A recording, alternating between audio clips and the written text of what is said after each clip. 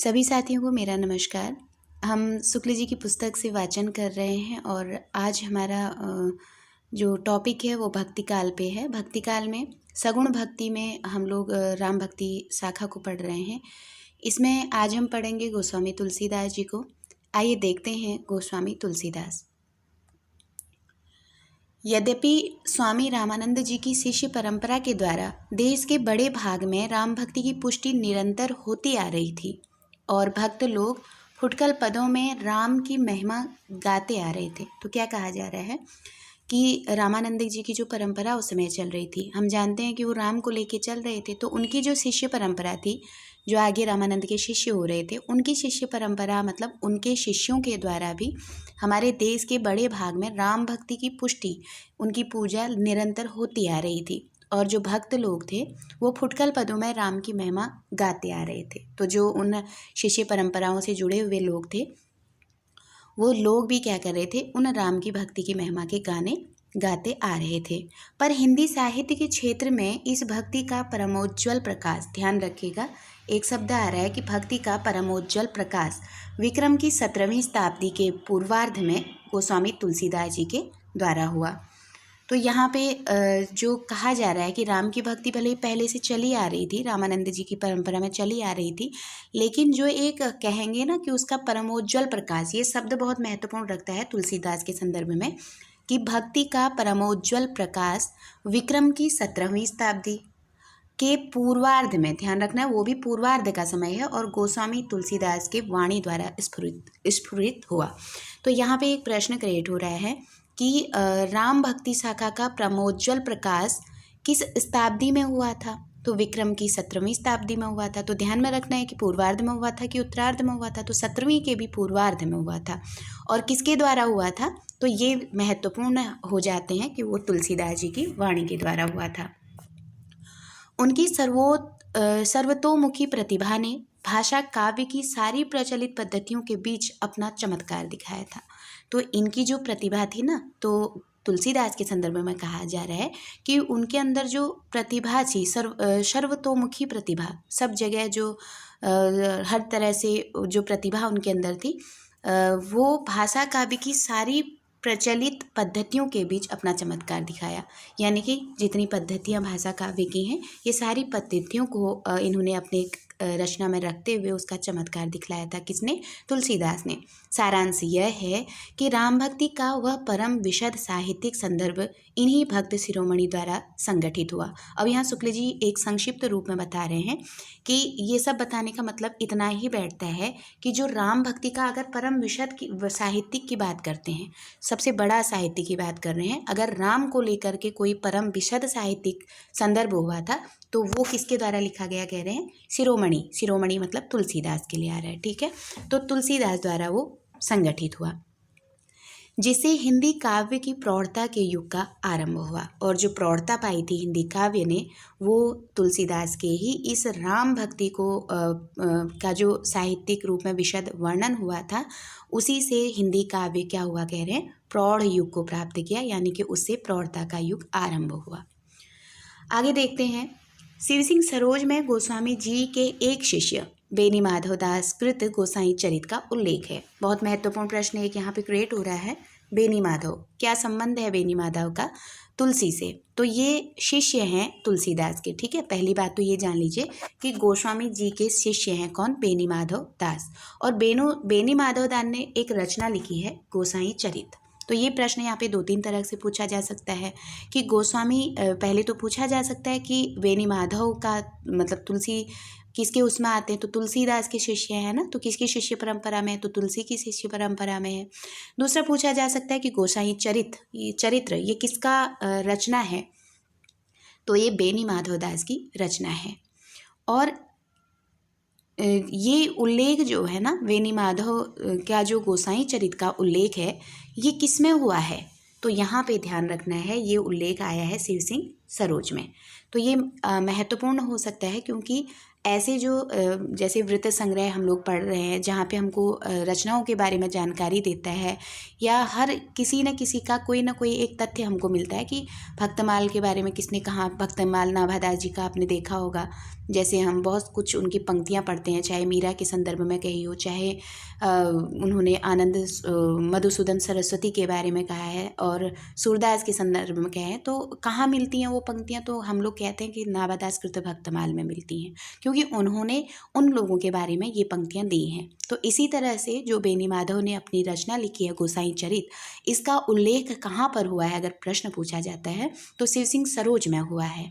ठीक है, इस ग्रंथ का कहीं पता न था। तो शुक्ल जी क्या कहते हैं कि इसका उल्लेख तो मिलता है, कहाँ मिलता है? तो शिव सिंह सरोज में मिलता है। शिव सिंह सरोज रचना किसकी है? शिव सिंह सेंगर की है।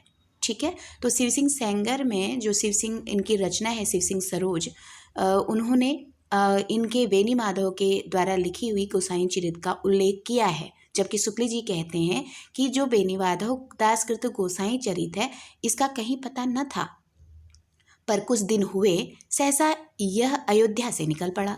लेकिन अचानक से ये कहाँ से निकल गया कह रहे हैं? अयोध्या से। ठीक है, बाद में बेनी माधव के गोसाई चरित का पता चलता है ये एक दिन अचानक अयोध्या से निकल पड़ा। अब ये भी ध्यान रखना है, उल्लेख कहाँ हुआ है? शिव सिंह सरोज में हुआ है। अचानक कहाँ से निकला है ये ग्रंथ पूछा जाएगा तो अयोध्या से निकला। अयोध्या में एक अत्यंत निपुण दल है जो लुप्त पुस्तकों और रचनाओं को समय समय पर प्रकट करता रहता है। कभी नंददास कृत तुलसी की वंदना का पद प्रकट होता है जिसमें नंददास कहते हैं। अब यहाँ देखिए, यहाँ पे अयोध्या से निकलने की बात कह रहे हैं पुस्तक की, लेकिन किसने निकाला अगर प्रश्न बन जाता है तो एक निपुण दल का यहाँ पे जिक्र आया है। ये बाद में कोई खोज किया होगा जो इधर उधर जो ग्रंथ चर्चा में नहीं आते हैं या जो ग्रंथ किसी वजह से छूट जाते हैं, इधर उधर शुक्ल जी ने अक्सर कहा है कि कोने में पड़े हुए हैं, तो इन्हीं को खोजने का काम जब हुआ था तो वहाँ पे एक निपुण दल का जिक्र आ रहा है। ये जब वहाँ पे खोज कर रहे थे तो इसी निपुण के दल के द्वारा बाद में ये पुस्तक का कहाँ से निकलना पाया गया? अयोध्या से पाया गया है। इसी निपुण दल के द्वारा एक बार नंददास का भी एक पद उनको प्राप्त हुआ था कहते हैं, जिसमें नंददास कृत तुलसी की वंदना का पद है। अब यहाँ पे पूछ सकते हैं कि जो अयोध्या में निपुण दल था, अत्यंत निपुण दल जो रचनाओं लुप्त पुस्तकों को या रचनाओं को खोज कर रहा था, उन्होंने किसके मतलब पद को, तुलसी की वंदना का पद प्रकट किया था, तो वो किसके द्वारा लिखा हुआ पद प्राप्त हुआ था, है ना? तो वो जो पद इनको प्राप्त हुआ था वो नंददास कृत था। तो नंददास कृत एक पद, एक वंदना का पद प्रकट होता है जिसमें नंददास ने कहा है। क्या कहते हैं नंददास? देखिए, श्रीमद तुलसीदास स्वगुरु भ्राता पद बंदे, नंददास के हृदय नयन को खोलऊं सोई। ये देखिए, इसमें इस पंक्ति से यहाँ पे जो एक आता है ना कि नंददास तुलसीदास के चचेरे भाई थे, वो इन पंक्तियों से प्रकट होता है। क्या कह रहे हैं? इन्हीं पंक्तियों में वो खुद भ्राता कह रहे हैं। देखिए, श्रीमद तुलसीदास स्वगुरु भ्राता पद बंदे, है ना, भाई, भ्राता शब्द पद बंदे, नंददास के हृदय नयन को खोलन सो, है ना, जिन्होंने मतलब उन भ्राता के पद में बंधन है, इस तरह से कह रहे हैं कि जिन्होंने नंददास के हृदय नयन को खोले सोई, जिसने नंददास के नयनों को क्या किया? खोला। इस तरह से जो पंक्ति जो है ना, ये नंददास की बताई जा रही है और इसमें इनको तुलसीदास के भ्राता के रूप में, स्वगुरु भ्राता, है ना, तो तुलसीदास स्वगुरु भ्राता, तो इस तरह से भ्राता के रूप में इनको बता, कहीं कहीं पे हम लोग पढ़ते भी हैं कि नंददास के भाई के रूप में इनको बताया गया है। अब आगे क्या कहते हैं शुक्ल जी? देखिए, कभी सूरदास जी द्वारा तुलसीदास की स्तुति का यह पद प्रकाशित हुआ है। अब ये जो ऊपर पंक्ति है ना, ये भले ही नंददास का पद है, ऐसे करके प्रकट हुआ है कह रहे हैं, लेकिन इसी तरह से जो सूरदास जी द्वारा था वो तुलसीदास की स्तुति में एक पद आया था कह रहे हैं, वो पद नीचे दिया है। देखिए, धन्य भाग्य मम संत शिरोमणि। तो सूरदास क्या कह रहे हैं? तुलसीदास जी को की स्तुति करते हुए कह रहे हैं सूरदास जी कि धन्य भाग्य मम संत शिरोमणि, चरण कमल तक आयो, दया दृष्टि ते मम दिशि हरयो, तत्व स्वरूप लखायो, कर्म उपासना जनित ज्ञान जनित, भ्रम संशय मूल नसायो। देखिए, ये बहुत महत्वपूर्ण पंक्ति है। ये जो पंक्ति है ना,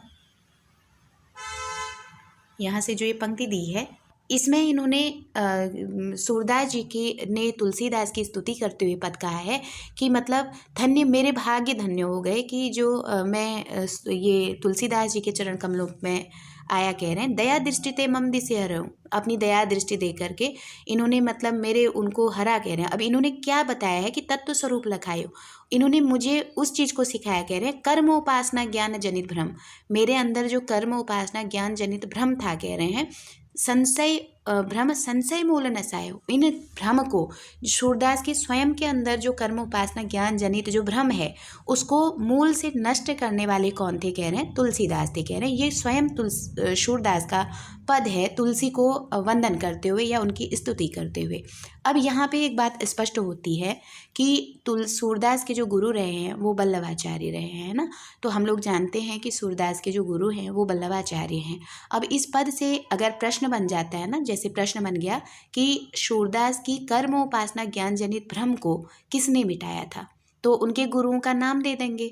उसमें वल्लभाचार्य भी होंगे, विट्ठल भी होंगे, तुलसीदास भी होंगे और एक लोग को और रख लीजिए, 4 ऑप्शन को दें तो सूरदास को देख करके हमारा जो एक अगर पढ़े में ना हो तो हम लोग वहाँ पे क्या लगा सकते हैं, वल्लभाचार्य को कर सकते हैं। लेकिन यहाँ पे इन पंक्तियों में स्वयं सूरदास जी कहते हैं कि इनके कर्मोपासना ज्ञान जनित जो भ्रम है वो वल्लभ ने नहीं तुलसी ने दूर किया है। ठीक है, तो यहाँ पे अगर यहाँ पे पूछा जाएगा कि किसने इस भ्रम को दूर किया था तो आंसर हो जाएगा तुलसीदास ने दूर किया था। बहुत महत्वपूर्ण प्रश्न है क्योंकि जब गुरु से रिलेटेड बात आती है तो हमारे दिमाग में वास्तविक गुरु आते हैं, तो यहाँ पे गलती होने के चांसेस रहते हैं। फिर से ध्यान रखिएगा कि कर्म उपासना ज्ञान जनित भ्रम जो सूरदास को था उसको दूर करने का काम किसने किया था, तुलसीदास ने किया था। आगे थोड़ा सा इसको डिफाइन करते हुए बताते हैं कि ये दोनों पंक्तियाँ सूरदास जी के इस पद से खींच ली गई हैं। कर्म जोग पुनि ज्ञान उपासना सभी भ्रम भ्रमायो, श्री बल्लभ गुरु तत्व सुनायो, लीला भेद बतायो, सूर सारावली, है ना। तो यहाँ पे कहने का तात्पर्य ये है कि ये जो दोनों पंक्तियां हैं ना, दोनों पंक्तियां जो सूरदास की वाली मिल रही है और जो नंददास की मिल रही है, ये तो मिल रही है उस निपुण दर को प्राप्त हुई है। लेकिन शुक्ल जी कह रहे हैं कि ये दोनों पंक्तियां जो हैं वो सूरदास जी के इस पद से खींच ली गई हैं। तो पद दिया है देखिए, कर्म जोग पुनि ज्ञान उपासन सभी भ्रम भ्रमायो, श्री बल्लभ गुरु तत्व सुनायो, लीला भेद बतायो, है ना। अब यहाँ पे कर्म उपासना नहीं दिया है, जो ये दूसरी पंक्ति हम देख रहे हैं ये इस 2 पंक्तियों का डेफिनेशन है। ठीक है, तो ध्यान दीजिएगा, जो सूरदास के यहाँ पे हम लोग 2 पंक्तियाँ पढ़ रहे हैं कि धन्य भाग मम संत शिरोमणि चरण कमल तकियायो, और नीचे की पंक्ति है कि दया दृष्टि में तम दिशि हरेऊं तत्व स्वरूप लखायो, कर्म उपासना ज्ञान जनित भ्रम संशय मूल नसायो। ये पंक्ति भी किसके द्वारा दी गई है, उसी निपुण दल के द्वारा दी गई है। ठीक है, ये जो पंक्ति आई है ये ऊपर वाली, तो यहाँ पे ये पंक्ति है, इसके बीच में एक लाइन आया है, इसको देखिएगा, ये फिर लाइन की गई है। तो ये दोनों पंक्तियाँ, एक नंददास के संदर्भ में और एक तुलसीदास के संदर्भ में, जो कर्म उपासना वाली पंक्ति है, ये दोनों पंक्तियाँ उस निपुण दल के द्वारा जो अयोध्या पे खोज कर रहा था उनके द्वारा निकाला गया है। और यहाँ पे बताया गया है कि ये जो कर्म उपासना वाला जो ये था ना, ये तुलसी ने दूर किया है, ये बताया गया है इस निपुण दल वाली पंक्ति में। लेकिन फिर इसके बाद जो पंक्ति है उसके बाद ये बताया गया है, ये जो नीचे की पंक्तियां हैं ये सूरदास के सूर सारावली में से है। ठीक है, सूर सागर और सूर सारावली की ये पंक्ति हैं। तो इसमें ये शुक्ल जी कह रहे हैं कि ये जो ऊपर की 2 पंक्तियां हैं ना निपुण दल वाली, ये जो कर्म जोग पुनि ज्ञान उपासना सभी भ्रम भरमायो, बिल्कुल सूरदास की इन पंक्तियों से उठा लिया गया है कह रहे हैं। यानी कि एक तरह से मान लें तो शुक्ल जी कहते हैं कि ये पंक्तियां जो हैं वो सूरदास की वल्लभाचार्य के संदर्भ में थी, लेकिन निपुण दल ने इस तरह से इसको मतलब दिया गया है कि इसमें तुलसीदास को दिखाया है। ठीक है, तुलसी की स्तुति कराई गई है। लेकिन वास्तविक रूप में एक डिफाइन के रूप में सोचें तो ये दोनों पंक्तियां सूरदास जी के जो पद है, कर्म जोग पुनि ज्ञान उपासन सभी भ्रम भ्रमायो, यहाँ पे देखिए श्री बल्लभ गुरु तत्व सुनायो, यहाँ तुलसीदास का नाम ही नहीं है, तो श्री बल्लभ गुरु तत्व सुनायो, लीला भेद बतायो, तो ये इनके सूरसागर सूर सारावली की पंक्ति है और यहाँ से इसको उठा लिया गया है, ये मानना है शुक्ल जी का। और वहाँ पर कर्म ज्ञान उपासना का भ्रम जो है ये नसाने की बात तुलसी के द्वारा हुई है। तो ध्यान रखिएगा, दोनों पंक्तियाँ एक तुलसीदास को इंडिकेट करके है, तो वो निपुण दल के द्वारा दी गई पंक्ति है, लेकिन इसकी सफाई में शुक्ल जी ने सूरसागर द्वारा रचित सुरसारावली की पंक्ति दी है और बताते हैं कि ये पंक्ति यहाँ से इन्होंने क्या कर रखा है, खींच लिया है। ठीक है, तो थोड़ा सा समझने की बात है। लेकिन अगर पूछा जाएगा ना कि कर्म उपासना ज्ञान जनित ये भ्रम को किसने दूर किया था, तो आपको वहाँ पे निपुण दल की वाली से लगाइएगा, क्योंकि नसाने वाली बात तुलसी के संदर्भ में आई है। ठीक है, और अगर लीला भेद बताने की बात आएगी तो फिर वल्लभ गुरु हो जाएंगे। तो कर्म जोग पुनि ज्ञान उपासन सभी भ्रम भरमायो, ये जो कर्म जोग पुनि ज्ञान उपासना था ये सबने, सूरदास कहते कि मुझे भ्रम में भरमा दिया है। श्री वल्लभ गुरु तत्व सुनायो, वल्लभ ने जब मुझे तत्व सुनाया, लीला भेद बताए, और तब उन्होंने मुझे लीला का भेद बताया। अब अगर यही पंक्ति कर्म जोग पुनि उपासना को लेकर के लीला भेद बताने की बात आएगी तो वल्लभाचार्य हो जाएगा और रचना सुरसारावली हो जाएगी। ठीक है, लेकिन अगर यहाँ कर्म उपासना ज्ञान जनित भ्रम को नसाने की बात आएगी तो जो निपुण दल की पंक्ति मिलती है उसके अनुसार तुलसीदास हो जाएंगे। तो दोनों को अच्छे से समझ के इसको कीजिएगा। अब देखिए आगे शुक्ल जी अब दोनों का उदाहरण भी प्रस्तुत कर चुके हैं। अब आगे क्या कहते हैं, इस पद के अनुसार सूरदास का कर्म उपासना ज्ञान जनित भ्रम वल्लभाचार्य ने नहीं, तुलसीदास ने दूर किया। तो वो भी मान रहे हैं ना कि ये पंक्ति जो मिली है निपुण दल के द्वारा ये खींची गई है सूरदास के उसमें, लेकिन जो नसाने वाली बात आती है यानी कि कर्म उपासना ज्ञान जनित भ्रम को दूर करने की बात आती है तो वो तुलसीदास ने दूर किया था कह रहे हैं। ठीक है, तो यहाँ पे स्पष्ट रूप में तुलसीदास को दे ही दिया है। सूरदास जी तुलसीदास से अवस्था में बहुत बड़े थे और अब यहाँ भी स्पष्टीकरण देख रहे हैं। देखिए सूरदास शुक्ल जी क्या कह रहे हैं कि जो सूरदास है ना वो तुलसीदास से अवस्था में बहुत बड़े थे और उनसे पहले प्रसिद्ध भक्त हो गए थे। अब सूरदास तुलसी से बहुत बड़े भी हैं और कह रहे हैं कि वो उनसे काफ़ी प्रसिद्धि भी उन्होंने प्राप्त कर ली थी, यह सब लोग जानते हैं। तो आप दोनों के अवस्था को देख के आप निकाल सकते हैं कि वो कितना उन दोनों में अंतर है ना। तो इस अंतराल के उपरांत जब तुलसी आए हैं उस समय तक सूरदास की प्रसिद्धि भी बहुत हो गई थी, वो एक प्रसिद्ध भक्तों में गिने जा रहे थे। ये दोनों पद गोसाई चरित के मेल में हैं। तो जो दोनों पद हैं ये गोसाई चरित के मेल में हैं, अतः मैं इन सब को इन सब का उद्गम एक ही समझता हूँ। तो शुक्ल जी इन सब का उद्गम क्या मान रहे हैं, ये एक ही समझता हूँ कह रहे हैं। गोसाई चरित में वर्णित बहुत सी बातें इतिहास के सर्वदा विरुद्ध पड़ती हैं। तो शुक्ल जी का मानना है कि जो वेणी माधव का गोसाई चरित है इसमें बहुत से तथ्य ऐसे हैं कह रहे हैं जो इतिहास के सर्वदा विरुद्ध हैं। अब जो इतिहास में हुआ है, इतिहास घटनाओं को लेके चलता है, तो जो बातें उसके में आती हैं जो सत्य हैं है ना, तो वो घटनाएं जो वर्णित हैं कह रहे हैं गोसाई चरित में वो थोड़ा सा विरुद्ध जान पड़ती हैं कह रहे हैं। यह बात माता प्रसाद गुप्त ने अपने लेखों में दिखा चुके हैं और वो अपना यहाँ भी मत दे रहे हैं कि अगर मैं गोसाई चरित को कह रहा हूँ कि ये इसमें ऐतिहासिक बातें जो हैं वो सर्वदा विरुद्ध हैं, मतलब इतिहास के विरुद्ध हैं कह रहा हूँ, तो इस बात के लिए भी मैं आपको प्रमाण देता हूँ कि ये बात माता प्रसाद गुप्त ने कई लेखों में अपना दिखा चुके हैं। तो प्रमाणित भी दे दिया ना कि किसने इस बात का प्रमाण रूप में दिया, तो माता प्रसाद गुप्त। क्या दिखाएं देखिए, रामानंद जी की शिष्य परंपरा के अनुसार देखें तो भी तुलसीदास के गुरु का नाम नरहरियानंद और नरहरियानंद के गुरु का नाम अनंतानंद था। अब ये बता रहे हैं, देखिए यहाँ पे इन्होंने प्रमाण दिया, ठीक है, जो इतिहास के विरुद्ध बात बता रहे हैं कि वेणु माधव दास का जो ग्रंथ है गोसाई चरित, इसमें कुछ तथ्य ऐसे हैं कह रहे हैं जो इतिहास के विरुद्ध हैं और इसमें अपना मत भी दे रहे हैं कि अगर ये इतिहास विरुद्ध बात मैं कह रहा हूँ तो ये चीज़ बिल्कुल यही बातें ऐतिहासिक विरुद्ध है। ये चीज़ माता प्रसाद गुप्त ने भी अपने लेखों में दिखा लिया है।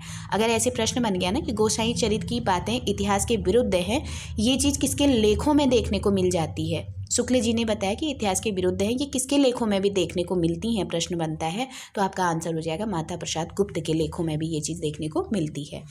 अब यहाँ पे आगे ये बताते हैं कि रामानंद जी की जो शिष्य परंपरा है, हम देखते हैं ना उनके 12 शिष्य बताए गए हैं और भक्तमाल के अनुसार बताए गए हैं और भी वैसे भी देखें तो इनकी जो शिष्य परंपरा चलती है उसमें क्या कह रहे हैं कि तुलसीदास के गुरु का नाम जो शिष्य परंपरा देखें तो तुलसीदास के गुरु का नाम नरहरियानंद है। ठीक है। अब जो अनंतानंद ऐसे करके जो क्रम चलता है इनका, रामानुजाचार्य की शिष्य परंपरा में, मतलब रामानंद की शिष्य परंपरा में, तो उसमें जब नरहरियानंद आते हैं ना, तो नरहरियानंद के अनंतानंद, अनंतानंद के बाद नरहरियानंद आते हैं। तो नरहरियानंद के गुरु का नाम अनंतानंद है ना, प्रिय शिष्य अनंतानंद हता, ये वहाँ पे मिलता है कि नरहरियानंद ने स्वयं ही लिखा है कि प्रिय शिष्य अनंतानंद हता नरहरियानंद सुनाम छते, ये पंक्ति मिलती है। उसके आधार पर ये माना जाता है कि नरहरियानंद के गुरु का नाम क्या था, अनंतानंद था, है ना। तो यहाँ पे इस पंक्ति से क्या कहते हैं, ये असंगत ठहरता है कहते हैं। तो शुक्ल जी कहते हैं कि ये असंगत ठहरता है, जो नरहरियानंद के गुरु का नाम क्या आता है, अनंतानंद आता है। तो अब आगे बताते हैं कि अनंतानंद और नरहरियानंद दोनों रामानंद जी के 12 शिष्यों में थे। अब ये बता रहे हैं कि अनंतानंद हो गए और नरहरियानंद हो गए, ये दोनों रामानंद के 12 शिष्यों में थे। नरहरिदास को अलबत्त कुछ लोग अनंतानंद का शिष्य कहते हैं। अब नरहरिदास जो है, कुछ लोगों ने इनको अनंतानंद का शिष्य कहा है कह रहे हैं, पर भक्तमाल के अनुसार वे अनंतानंद के शिष्य श्रीरंग के शिष्य थे। अब यहाँ पर देखिए, यहाँ पे एक बात और आ रही है, श्रीरंग करके, है ना। तो अनंतानंद के शिष्य श्रीरंग हुए और श्रीरंग के शिष्य हुए थे नरहरियानंद, और ये कौन मानता है कह रहे हैं, भक्तमाल। अब यहाँ पर भी इनकी जो शिष्य परंपरा है वो गड़बड़ा गई है ना। तो ये चीज़ जो मिलता है, रामानंद की जो शिष्य परंपरा आती है उसमें क्या कहते हैं, तुलसीदास के गुरु का नाम नरहरियानंद है और नरहरियानंद के गुरु का नाम अनंतानंद बताया है। ये रामानंद की शिष्य परंपरा को देखें तो।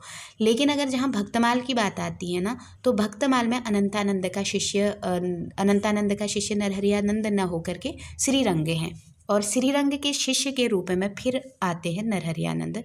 ये चीज़ यहाँ पे बताई गई है। गिरनार में योगाभ्यासी सिद्ध रहा करते हैं, तपसी शाखा की यह बात भी गोसाई चरित में आ गई है। तो गिरनार एक जगह पड़ा है, तो गिरनार में योगाभ्यासी सिद्ध रहा करते थे और तपसी शाखा वहाँ पे थी, इसकी बात भी गोसाई चरित में मिलती है कहते हैं। तो तपसी शाखा की बात कहाँ मिलती है, गोसाई चरित में आ गई है। इसमें कोई संदेह नहीं कि तिथि वार आदि ज्योतिष की गणना से कुछ ठीक मिलाकर तथा तुलसी के संबंध में चली आती हुई सारी जनश्रुतियों का समन्वय करके सावधानी के साथ इसकी रचना हुई है। पर एक ऐसी पदावली इसके भीतर चमक रही है जो इसे बिल्कुल आजकल की रचना घोषित कर रही है, वह है सत्यम शिवम सुंदरम, है ना। तो अब यहाँ पे बात कह रहे हैं कि जो गोसाई चरित है इसमें तिथिवार और ज्योतिष की गणना अगर कर लें तो कुल मिलाकर के तुलसी के संबंध में ठीक है वो गोसाई चरित में भी। लेकिन उसमें भी एक बात इसमें समझ में नहीं आती है कह रहे हैं, जो बिल्कुल आजकल की रचना घोषित करती है इसको, तो वो क्या है कह रहे हैं, सत्यम शिवम सुंदरम। ये सत्यम शिवम और सुंदरम वाली जो बात आती है ये इसको वर्तमान की घोषित कर देती है कह रहे हैं। क्या कह रहे हैं, देखिए ये पंक्ति जो है ये उसमें आई है, इस पंक्ति के संदर्भ में शुक्ल जी कह रहे हैं कि ये इसको वर्तमान घोषित करती हैं। तो पंक्ति क्या है देखिए, देखिन तिरसित दृष्टिते सबे जने किन्हीं सही संकरम दिव्यासरम सुलिख्यो पढ़े धुनि सुने सत्यम शिवम सुंदरम। यह पदावली अंग्रेजी समीक्षा क्षेत्र में प्रचलित है। तो ये जो पद दिया है कह रहे हैं, ये वर्तमान कह रहे हैं, तो वर्तमान से आशय क्या है कि ये अंग्रेजी समीक्षा क्षेत्र में प्रचलित है, और अंग्रेजी में इसको क्या बोलते हैं, the true the good and the beautiful. इसी का ये अनुवाद है सत्यम शिवम सुंदरम, जिसका प्रचार पहले ब्रह्म समाज में, फिर बंगला में और फिर हिंदी की आधुनिक समीक्षाओं में हुआ है। तो ये जो सत्यम शिवम सुंदरम जो इसमें आया है कह रहे हैं ना, तो वो कहीं ना कहीं अंग्रेजी की देन है कहते हैं। और ये जो द ट्रू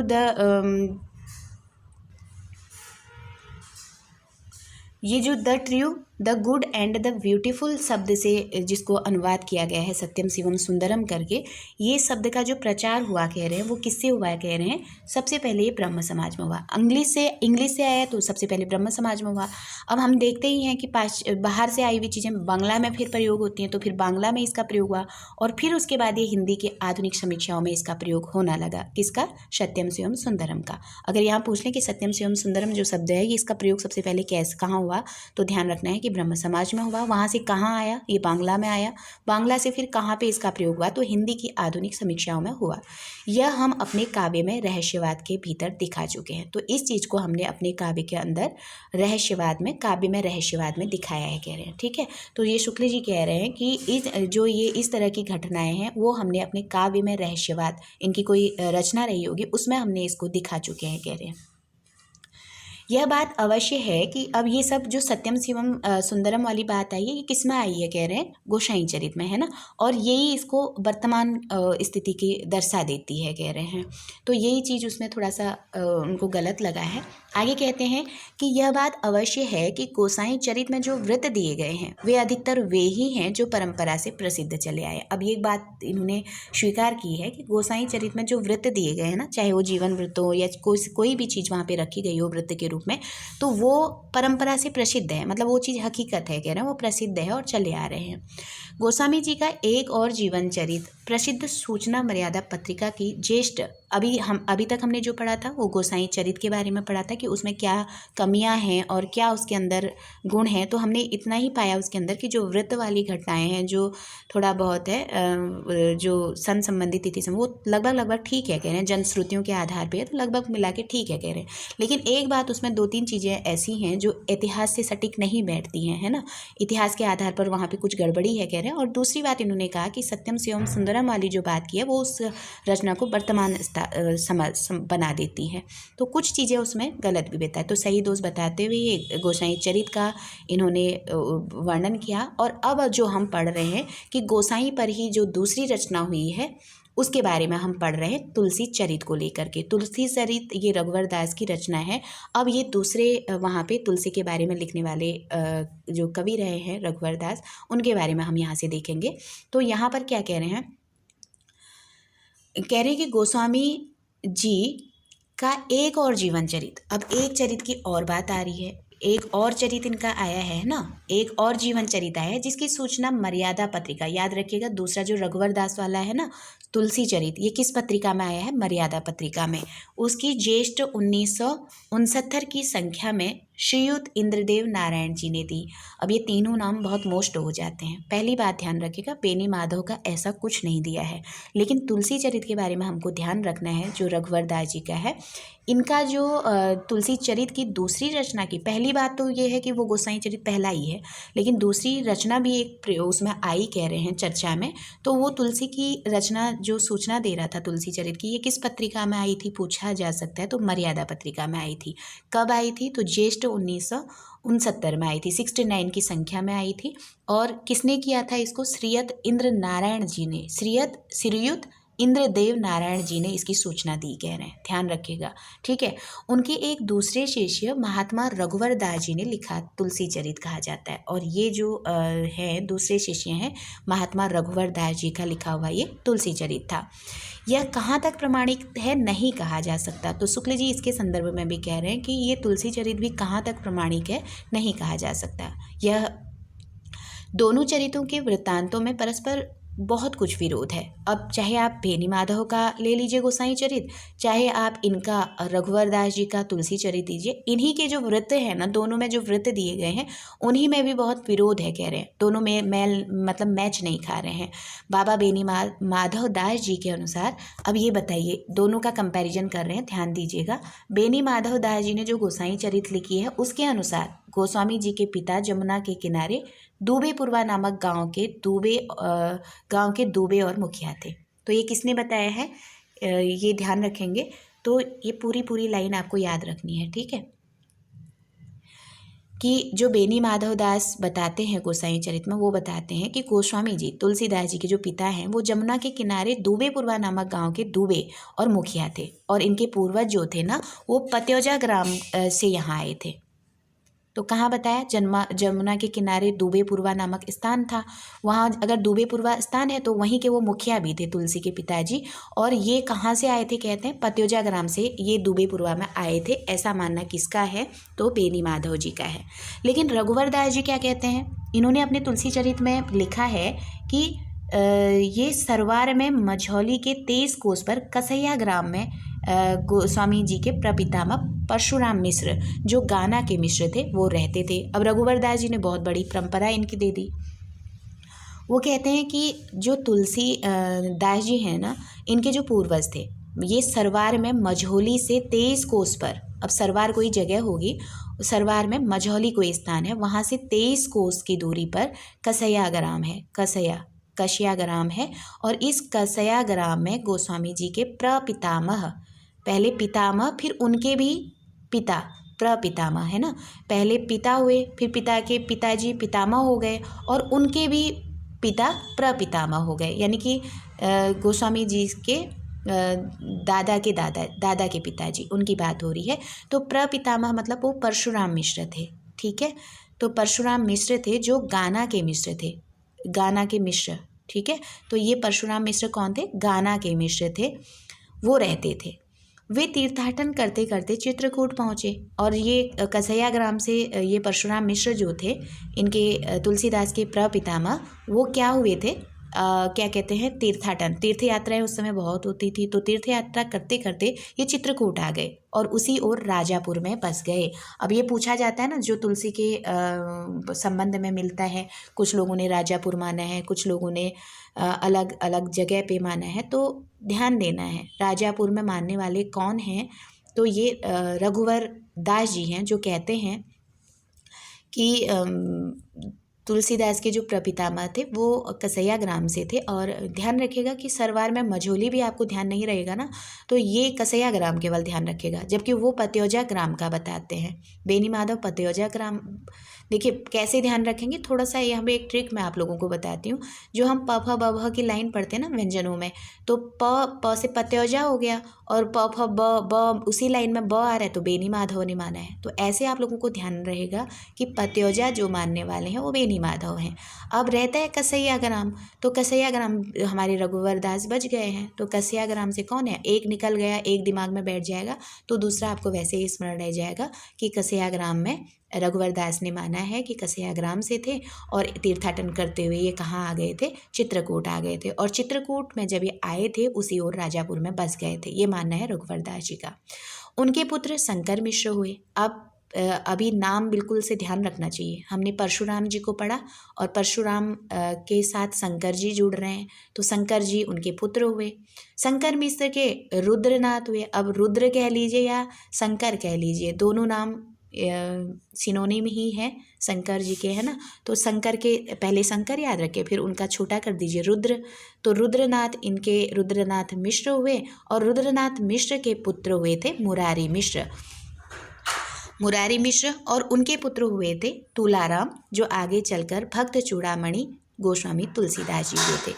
ये बहुत बड़ी इनकी एक तरह से कहें तो परिवार की जो परंपराएं हैं, जो इनके पूर्वजों की रही है, वो यहाँ पे बताया गया है। तो ये एक तरह से सीक्वेंस में जुड़ रहा है। केवल आपको परशुराम मिश्र प्रपितामह के रूप में याद रखना है।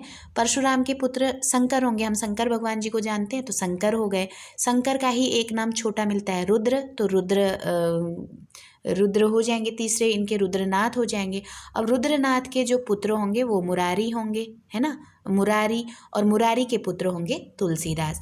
अब यहाँ पे एक प्रश्न आता है कि किसने तुलसीदास के पिता का नाम मुरारी मिश्र भी बताया है। ये प्रश्न भी कहीं पे देखने को मिलता है। हम लोग जो मुख्यतः इनके पिता माता पिता का नाम पढ़ते हैं वो आत्माराम दुबे और हुलसी को पढ़ते हैं, और ये सर्वमान्य भी है। लेकिन प्रश्न बनाने का तरीका कैसे भी हो सकता है, तो हो सकता है पूछ लें कि किसके द्वारा तुलसी के पिता का नाम मुरारी मिश्र बताया गया है। तो यहाँ हमने डिटेल में पढ़ लिया है कि रघुवर दास जी ने इनके पिताजी का नाम मुरारी मिश्र बताया है। ठीक है, तो क्योंकि इन्होंने वंश का जो परंपरा है उनकी बताई है। अब क्रम से आप एक बार और इसको याद करिए। परशुराम हुए, उनके पुत्र हुए शंकर, शंकर के पुत्र हुए रुद्र, रुद्र के पुत्र हुए मुरारी, और मुरारी के पुत्र हुए तुलसीदास। तो ये इनका क्रम है, और ये क्रम देने वाले कौन थे, रघुवर दास जी हुए। ठीक है, और कहीं कहीं पे पूछा जाता है भक्त चूड़ामणि किसको कहते हैं, तो तुलसीदास को भक्त चूड़ामणि भी कहते हैं। और इनका मूल नाम देखिए इन्होंने क्या दिया है, तुलाराम दिया है, तुलसी नहीं दिया है, तुलाराम दिया है। तो इसको भी ध्यान रखेंगे। तुलसी का नाम तुलाराम किसने दिया है, तो रघुवर दास जी ने। दोनों चरितों में गोस्वामी जी का जन्म संवत 1554 दिया है। अब ये समानता है दोनों में। अभी तक तो अंतर आ गया है ना, किसने क्या माना था, लेकिन जो समय को लेके है, उनके जन्म को लेके है, वो दोनों में समान मिलता है। चाहे वो बेनी माधव दास जी हैं, चाहे वो रघुवर दास जी हैं, दोनों ने इनका जन्म संवत 1554 दिया है। बाबा बेनी माधव की पुस्तक में तो श्रावण शुक्ला सप्तमी तिथि भी दी हुई है। अब ये ध्यान रखना है, इनके जो बेनी माधव है ना, इन्होंने तो श्रावण शुक्ला सप्तमी तिथि भी दी है, पर इस संवत को ग्रहण करने से तुलसीदास की आयु 126 से 27 वर्ष आती है, जो पुनीत आचरण के महात्माओं के लिए असंभव तो नहीं कही जा सकती है ना। लेकिन ये कह रहे हैं कि अगर आप इसको श्रावण शुक्ला सप्तमी तिथि को लेकर के इस संवत को जब निकालेंगे तो आयु कितनी है, कह रहे हैं इस संवत को ग्रहण कर लिया जाए, यानी कि 1554 वाला जो समय है इसको अगर ग्रहण कर लेते हैं, कहते हैं शुक्ल जी, तो तुलसीदास की आयु कितनी ठहरती है, कहते हैं 126 से 127 वर्ष तक आती है। जो मतलब अब तुलसी इतने पुनीत आचरण वाले हैं तो इनके लिए असंभव तो नहीं कही जा सकती हैं। लेकिन शिव सिंह सरोज में क्या लिखा हुआ है, देखिए शिव सिंह सरोज में लिखा है कि गोस्वामी जी संवत 1583 के लगभग उत्पन्न हुए थे। अब ये डेट आपको ध्यान रखना है शिव सिंह सरोज के अनुसार। शिव सिंह सरोज में लिखा गया है कि गोस्वामी जी की आयु पूछ सकते हैं कि संवत 1583 किसके अनुसार दी है, तो शिव सिंह सरोज के अनुसार। इसमें से आप 57 साल घटा लेंगे तो इसके बाद आप निकाल लीजिएगा, जो भी निकलेगी वो गोस्वामी जी की जो आयु है वो शिव सिंह सरोज में लिखी गई है, लगभग उत्पन्न हुए थे। मिर्जापुर के प्रसिद्ध राम भक्त और रामायणी पंडित राम गुलाम द्विवेदी भक्तों की जनश्रुति के अनुसार इनका जन्म संवत 1589 मानते हैं। अब ये सबके मत के अनुसार अलग अलग आ रहा है। बेनी माधव ने और रघुवर दास जी ने, एक जगह आप ध्यान रखिएगा है ना, तो 1558 ये दिया है बेनी माधव जी और रघुवर दास जी ने 1558। इसके बाद आ रहा है 1583 83 मानने वाले हैं शिव सिंह सेंगर। अब सीधे 54 के बाद 83 किसने माना है, 15 में दोनों चल रहे हैं संवत में, ठीक है। अब ध्यान रखिएगा 54 माना है रघुवर दास जी ने और दूसरे हो गए बेनी माधव ने, और दोनों ने एक ही माना है। अब इसके बाद शिव सिंह सेंगर के अनुसार पूछेगा तो यहाँ ध्यान रखिएगा वहाँ पे 1583 दिया गया है, ठीक है, संवत 1583। अब इसके उपरांत भी जो मिर्ज़ापुर के राम भक्त हैं, ये मिर्ज़ापुर से रिलेटेड हैं, कौन है पूछा जा सकता है कि मिर्ज़ापुर के प्रसिद्ध राम भक्त कौन हुए हैं, तो आपको ये नाम भी ध्यान रखना है कि रामायणी पंडित राम गुलाम द्विवेदी, ये मिर्ज़ापुर से हैं। और यहाँ पे प्रश्न बन सकता है कि प्रसिद्ध राम भक्त कवि मिर्ज़ापुर से कौन हुए थे, तो पंडित राम गुलाम द्विवेदी हुए थे। और इन्होंने द्विवेदी भक्तों की जो जनश्रुति है उनके अनुसार इनका समय कितना माना है, 1589 माना है। अब शिव सिंह 83 मान रहे हैं, उसी रो में ये कितना मान रहे हैं, तो अब हमको 3 डेटें याद रखनी है। 1554 ये रघुवर दास और बेनी माधव के अनुसार हो गया। 83 1583 ये शिव सिंह सरोज के अनुसार हो गया, और 1589 ये राम गुलाम द्विवेदी के अनुसार हो गया। तो तीनों डेटें अगर इनके माध्यम से पूछी जाएंगी तो ध्यान रखना है। इस सबसे पिछले संवत को ही डॉक्टर ग्रियर्सन ने स्वीकार किया है।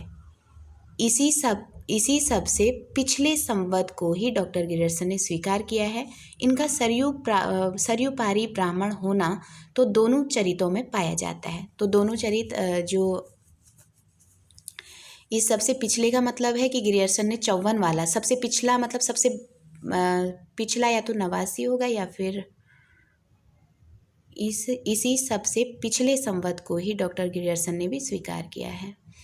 इनका सरयू पारीन ब्राह्मण होना तो दोनों चरितों में पाया जाता है। तो बेनी माधव का चरित हो गया और रघुवर दास जी का चरित हो गया, तो इन दोनों का में सरयू पारीन ही इनको पाया गया है और सर्वमान्य भी है। और सरयू पारीन ब्राह्मण होना तुलसी का क्या है, सर्वमान्य भी है। तुलसी पराशर गोत दूबे पतियोजा के, यह वाक्य भी प्रसिद्ध चला आता है, और पंडित राम गुलाम ने भी इसका समर्थन किया है ना। तो तुलसी पाराशर गोत्र के दूबे पतियोजा के हैं, ये वाक्य प्रसिद्ध है इनके लिए, और यही चीज़ जो मिर्ज़ापुर के राम गुलाम द्विवेदी हैं उन्होंने भी इसका समर्थन किया है। उक्त प्रसिद्धि के अनुसार गोस्वामी जी के पिता का नाम आत्माराम दुबे और माता का नाम हुलसी था।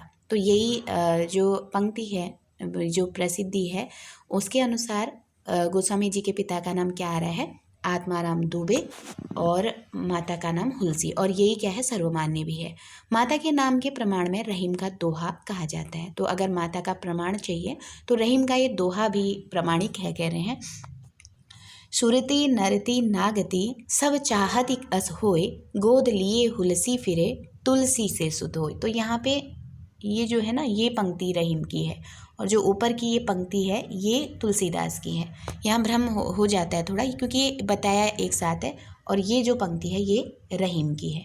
इसको ध्यान रखेंगे, क्योंकि जब कहते हैं ना कि कोई ब्राह्मण इनसे तुलसीदास के पास जाते हैं कुछ कन्या के विवाह, या कोई था उनको पैसों की ज़रूरत थी, तो तुलसी कहते हैं कि सुरती नगती नागती सब चाहत सोई, ये पंक्ति एक उसमें लिख करके उस ब्राह्मण को दे देते हैं और रहीम के पास भेज देते हैं कि तुम इसको लेकर के रहीम के पास जाइए, और वो तुम्हें मतलब धन दे करके तुम्हारा जो आवश्यकता है उसकी पूर्ति करेंगे।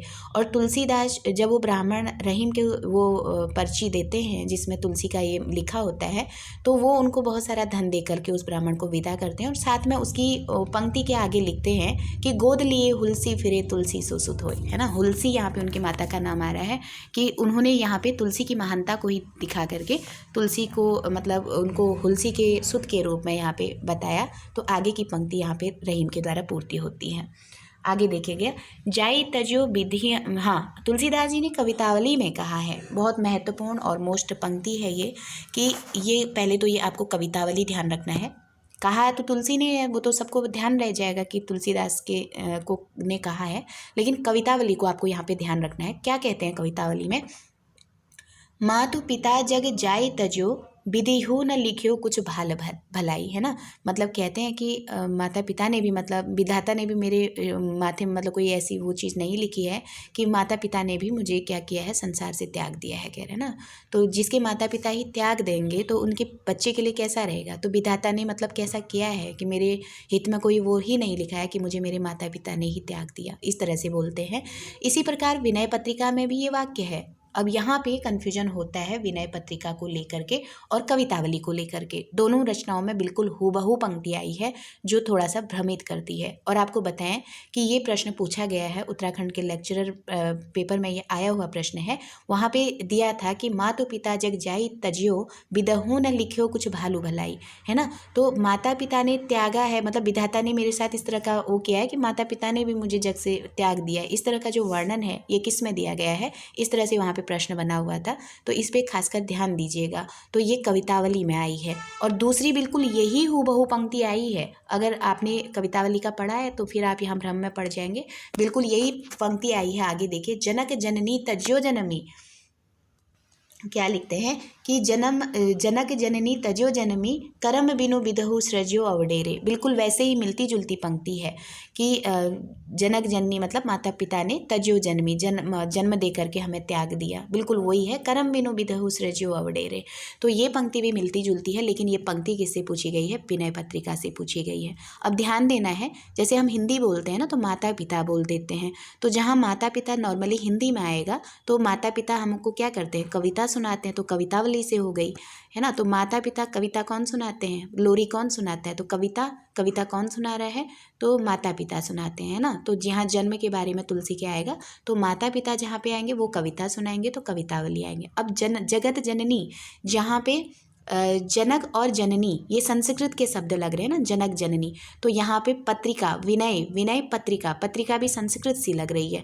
तो आप इसको फिर जनक जननी जहाँ पे आ जाएगा उसको आप पत्रिका से जोड़ेंगे, और पत्रिका और जनक जननी ये थोड़े से तत्सम सा रूप लिए हुए हैं। तो जनक जननी है तो सीधे तत्सम के साथ यानी कि विनय पत्रिका से इसको जोड़ देंगे। तो इस तरह से इन दोनों को आप लोग ध्यान में रख सकते हैं। आगे क्या कहते हैं, तनु जन्यो कुटिल कीट तजो मातु पिता हूँ। तनु जन्यो कुटिल कीट ज्यो, मतलब अपने आप को कीट की भांति इन्होंने बताया। कितना मतलब इनको दुख हुआ है। देखिए, तजो मातु पिता हूँ, है ना, एक कीट की तरह अपने आप को बता रहे हैं। इन वचनों के अनुसार यह जनश्रुति चल पड़ी कि गोस्वामी जी अभूत मूल में उत्पन्न हुए थे, इसे उनके माता पिता ने उन्हें त्याग दिया। तो इसके भी जिस तरह से ये पंक्तियाँ तुलसीदास के द्वारा कही गई हैं, चाहे विनय पत्रिका में कही गई हों, चाहे वो कवितावली में। आगे जो कीट वाली पंक्ति है ना, ये भी विनय पत्रिका से है, ध्यान रखिएगा इसको भी। तो इन वचनों के अनुसार जो एक स्वयं तुलसी के द्वारा जो ये पंक्तियाँ कही गई हैं, इनके आधार पर जनश्रुतियाँ चल पड़ी। तो लोगों ने क्या सोच लिया कि गोस्वामी जी जो हैं वो अभूतमूल नक्षत्र में उत्पन्न हुए हैं, इसी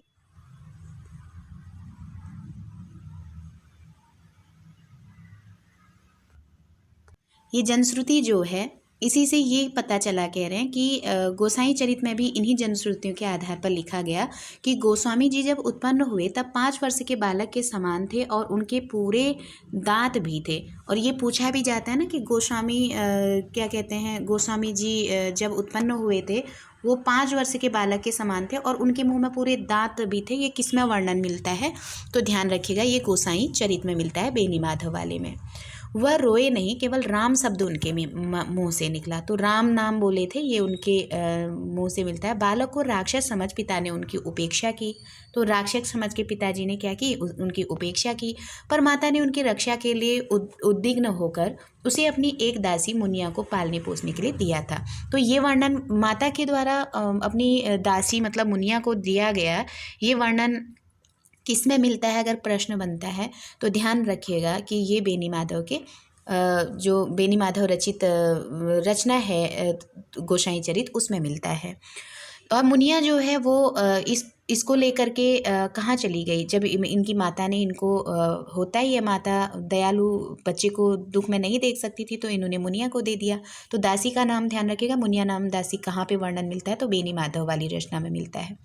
ये जब अपने ससुराल गई तो 5 वर्ष से पीछे जब मुनिया भी मर गई, और ये क्या हुआ था ना, तो ये भी मर जाती हैं, जिस दासी को ये देते हैं तो 5 वर्ष के बाद वो भी क्या होती है, वो भी मर जाती है। तब राजापुर में बालक के पिता के पास संवाद भेजा गया। जब मुनिया मर जाती है तो राजापुर में इनके पिता थे, है ना, तो पिता के पास संवाद भेजा जाता है कि वो बालक, लेकिन वो उनके पिता जो है वो बालक को लेना स्वीकार नहीं करते, वो नहीं लेते हैं। किसी प्रकार बालक का निर्वाह कुछ दिन हुआ। अंत में बाबा नरहरिदास ने उन्हें अपने पास रख लिया और शिक्षा दीक्षा दी। फिर इस तरह से अंत में जब पिता नहीं ग्रहण करते हैं, थोड़ा समय इन्होंने कैसे तैसे व्यक्त किया। फिर बाद में ये बाबा नरहरिदास जो इनके गुरु के रूप में आते हैं, उन्होंने अपने पास रख लिया और इनको शिक्षा दीक्षा दी इन्हीं गुरु से। और यहाँ पे आप लोगों को ये नरहरियानंद मिल रहे हैं, तो ध्यान रखिएगा कि ये क्या है, इनके गुरु हैं, ठीक है।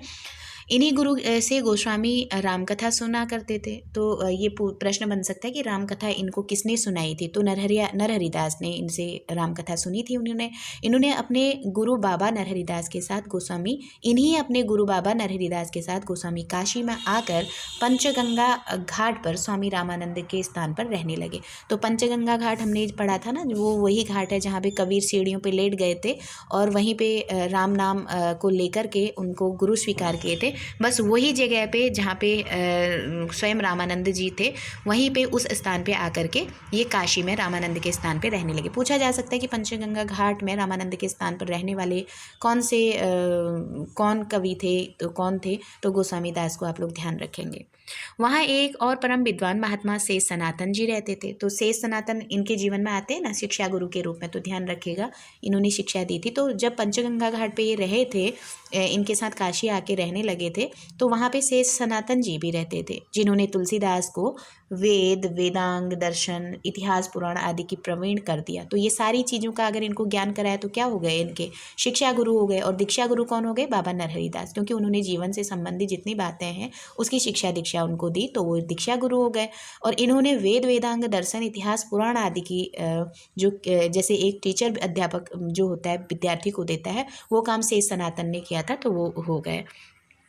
15 वर्ष तक अध्ययन करके गोस्वामी जी फिर अपनी जन्मभूमि राजपुर को लौटे, पर वहाँ इनके परिवार में कोई नहीं रह गया था और घर भी गिर गया था। अब देखिए कितना बड़े समय के बाद 15 वर्ष तक ये काशी में रह के अध्ययन किए थे। जब अपने घर लौटते हैं राजापुर, तो वहाँ पे इनके परिवार में कोई भी नहीं रहता है और जो घर था इनका वो भी क्या हुआ था, गिर गया था। यमुना पार के एक ग्राम के रहने वाले भारद्वाज गोत्री एक ब्राह्मण यम द्वितीया को राजापुर में स्नान करने आए। अब यहाँ पे इनके जीवन में रत्नावली का प्रवेश हो रहा है। ध्यान से देखिएगा कि यमुना पार के कहाँ के हैं, यमुना पार के हैं एक ग्राम के रहने वाले भारद्वाज गोत्री, ये भारद्वाज गोत्र से, और ये एक ब्राह्मण यम द्वितीया को किस दिन आए थे, तो यम द्वितीया पड़ती है, तो यम द्वितीया के दिन वो यमुना पार के रहने वाले जो भारद्वाज गोत्री थे, है ना, यानी कि रत्नावली के पिता हैं ये, और ये जब यहाँ आए थे, है ना, तो दीन बंधु करके इनके पिता का कुछ नाम मिलता है। तो ये जब आए थे इधर राजापुर में स्नान करने आए, तो इन्होंने तुलसीदास को के विद्या, विनय और सील पर मुग्ध होकर, ये 3 चीज़ें इनके अंदर खासकर देखी थी दीन बंधु जी ने। तो क्या देखी थी, विद्या देखा उनके अंदर, उनकी विनयशीलता देखी और उनका सील स्वभाव देखा, इन पर मुग्ध होकर के अपनी कन्या इनसे ब्याह दी, तो यानी कि रत्नावली का विवाह इनसे कर दिया। तो ध्यान दीजिएगा, ये पूछा जा सकता है कि जो भारद्वाज गोत्री ब्राह्मण थे वो कब यहाँ आए थे स्नान करने, तो यम द्वितीया के दिन राजापुर में स्नान करने आए थे। ठीक है, इन्होंने किस चीज़ पर मुग्ध होकर अपनी बेटी का विवाह किया था, तो विद्या, विनय और शील स्वभाव को देख करके रत्नावली का विवाह इनसे किया था। इसी पत्नी के उपदेश से गोस्वामी जी का विरक्त होना और भक्ति की सिद्धि प्राप्त करना प्रसिद्ध है। तो ये कहानी तो हम लोग पढ़ते ही है ना, कि जब ये बिना बताए रत्नावली चली जाती हैं, तो ये बहुत आंधी तूफान वाले उसमें नदी को पार करते हुए उनके पास पहुँचते हैं। तो तब तुलसी दास को इस अवस्था में अपने पास खड़ा देख करके रत्नावली उनको देखती हैं। देखिए आगे पंक्ति आई हुई है, तो तुलसीदास अपनी इस पत्नी पर इतने अनुरक्त थे कि एक बार उनके मायके चले जाने पर वो बड़ी नदी पार करके उससे जाकर मिले। स्त्री ने उस समय ये दोहा कहा था, जिससे इनके जीवन में बहुत बड़ी ये उपदेश समझ लीजिए रत्नावली का, या ये कह लीजिए कि फिर इनके अंदर विरक्ति आ गई थी। तो उपदेश क्या था, दोहा क्या था वो रत्नावली का, तो ये है कि लाज न लागत आपको दौरे आवहूँ साथ, आपको लाज नहीं आई कि आप मेरे ही साथ दौरे चल आवहूँ साथ, मेरे पीछे पीछे मेरे साथ चले आए। धिक धिक ऐसे प्रेम को क्या है, कहती है धिक्कार है, कहा कहूँ मैं क्या ही कहूँ नाथ कि ऐसे प्रेम को कि आपको लाज भी नहीं आई कि मैं यहाँ आई तो आप भी मेरे साथ साथ दौड़ के इधर ही चले आए। अस्थि चर्ममय देह मम, जो मेरा ये शरीर है, अस्थि चर्ममय, ये मांस और हड्डियों से बना हुआ मेरा ये शरीर है, कह रहे हैं तामे जैसी प्रीत, और इससे तुम्हारी इतनी प्रीति है, तैसी जो श्री राम में, अगर ऐसी आपकी भगवान राम से प्रीति होती ना, तो होती न तव भवभीत, तो आपको किसी तरह का कोई कष्ट ही नहीं होता। तो इस तरह से ये पंक्तियाँ इनके लिए ऐसा उपदेश का काम कर दी कि ये क्या हो गए, मतलब ये छोड़ के चले गए थे, है ना। तो ये यहीं से यहाँ से फिर निकल गए। आगे क्या कहते हैं कि यह बात तुलसीदास को ऐसी लगी कि वे तुरंत काशी आकर विरक्त हो गए। अब ये जब ये पंक्तियाँ कहती हैं ना, तो कहाँ आते हैं अगर पूछा जाएगा तो ध्यान रखिएगा, काशी आकर के विरक्त हो गए। इस वृतांत को प्रियादास जी ने भक्तमाल की अपनी टीका में दिया है, और तुलसी चरित और गोसाई चरित में भी इसका उल्लेख है। तो जो रत्नावली से इस तरह का ये उपदेश वाला बात होती है, या इनके घर को छोड़ करके इनकी विरक्ति लेकर के काशी में जाने की जो बात होती है, इसका वर्णन कहाँ मिलता है। देखिए जो भक्तमाल लिखा है नाभादास जी की, उसकी टीका लिखी है प्रियादास जी ने, है ना। तो भक्तमाल की जो प्रियादास ने टीका लिखी है, उस प्रियादास जी के टीका में और साथ में रघुवर दास जी के तुलसी चरित और गोसाई चरित में इस चीज़ का वर्णन मिलता है। तो 3 बातें आपको ध्यान रखना है, प्रियादास की टीका में भी ये चीज़ मिलती है, तुलसी चरित में भी मिलती है और गोसाई चरित में भी मिलती है। गोस्वामी जी घर छोड़ने पर कुछ दिन काशी में, अब ये देखिए विरक्त हुए थे, पहले तो ये काशी गए थे, फिर काशी से अयोध्या जाकर रहे। ध्यान दीजिएगा, सबसे पहले ये काशी में रहे हैं, काशी के बाद ये अयोध्या में रहे, उसके पीछे ये तीर्थ यात्रा करने निकल गए। तो ध्यान में 2 बातें रखनी है कि जब विरक्ति हुई थी तो 2 ही जगह गए थे, काशी, फिर काशी से अयोध्या चले गए थे, लेकिन वहाँ भी मन नहीं लगा, फिर ये कहाँ चले गए, तीर्थ यात्रा में चले गए।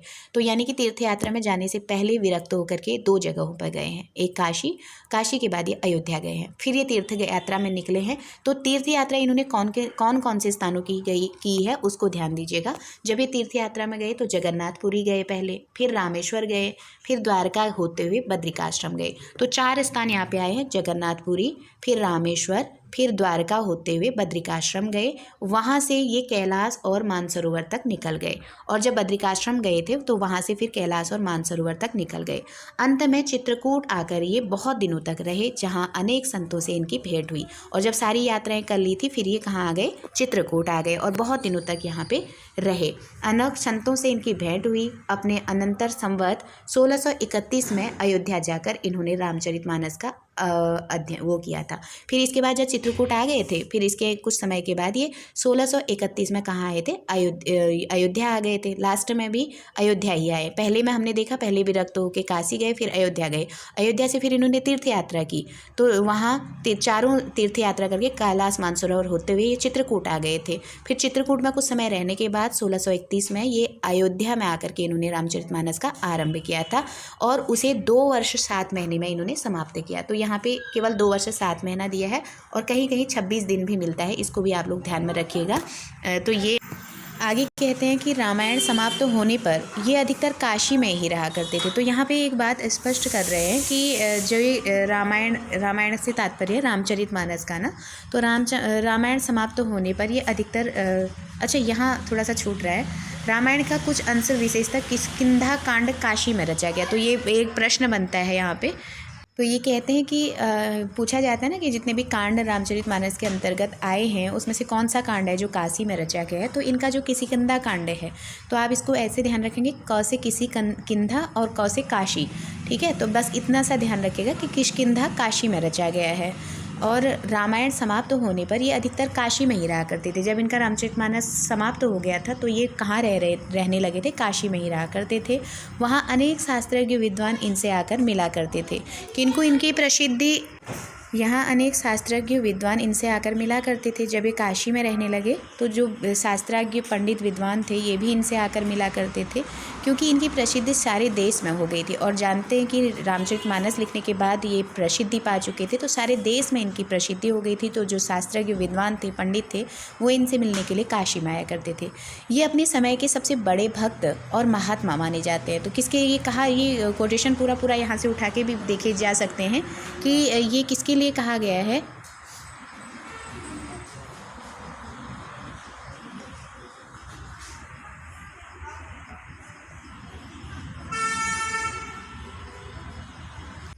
तो ये पूछा जा सकता है कि ये अपने समय के सबसे बड़े भक्त और महात्मा माने जाते हैं। ये किसके संदर्भ में कहा गया है, तो तुलसीदास के संदर्भ में कहा गया है। कहते हैं कि उस समय के प्रसिद्ध विद्वान मधुसूदन सरस्वती से इनसे वाद विवाद हुआ था। तो उस समय के प्रसिद्ध विद्वान थे मधुसूदन सरस्वती, इनका उस समय बहुत नाम था। तो इनसे भी तुलसीदास का वाद विवाद होना पाया गया। तो पूछा जाए कि किसका भी वाद विवाद मधुसूदन सरस्वती का किससे हुआ था, तो तुलसीदास से हुआ था, जिससे प्रसन्न होकर इनकी स्तुति में उन्होंने ये श्लोक गाया था। लेकिन वाद विवाद के बाद जो मधुसूदन सरस्वती थे ये इनसे प्रसन्न हो गए थे तुलसीदास से, और फिर इनकी स्तुति में इन्होंने एक पंक्ति कही थी। और ये पंक्ति पूछी जाती है कि आनंद कानने कश्चित जंगम तुलसी तरुह कविता मंजरी यश राम भ्रमर भूषिता। तो क्या कहते हैं, आनंद कानने, आनंद कानन मतलब जो वन है, आनंद रूपी आनंद कानन जो वन है उसमें कश्चित जंगम तुलसी तरु, मतलब तुलसी किस तरह से है, एक वृक्ष की तरह है। कह रहे हैं कविता मंजरी यश राम भ्रमर भूषिता। तो जो तुलसी वृक्ष के रूप में है और जो उनमें कविता रूपी जो मंजरी है, जो इनकी कविता रूपी जो मंजरी है कहते हैं, उसमें राम रूपी भ्रमर क्या होते हैं, हर समय गुंजायमान रहते हैं। तो इस तरह से ये पंक्तियाँ मधुसूदन सरस्वती ने इनकी प्रसिद्धि के रूप में कही थी। तो आज हम यहीं तक इसको पढ़ेंगे और कल हम गोस्वामी जी के मित्रों की बात करते हुए आगे को इनके बारे में अध्ययन करेंगे, क्योंकि वीडियो बहुत लंबी हो जाएगी। और जितना भी बनाया है आप लोग ज़रूर बताइएगा कि कैसे बन रही है और आप लोगों को किस तरह से चाहिए। अगर कुछ और भी आप लोगों की आवश्यकता है तो आप कमेंट के माध्यम से बताइए। मेरी कोशिश रहेगी कि मैं अपना अच्छा उसमें करके दूं। तो आप जब कमियां बताएंगे तो उसमें मैं भी कुछ बदलाव लाने की कोशिश करूंगी। और आप लोगों का बहुत बहुत आभार और धन्यवाद।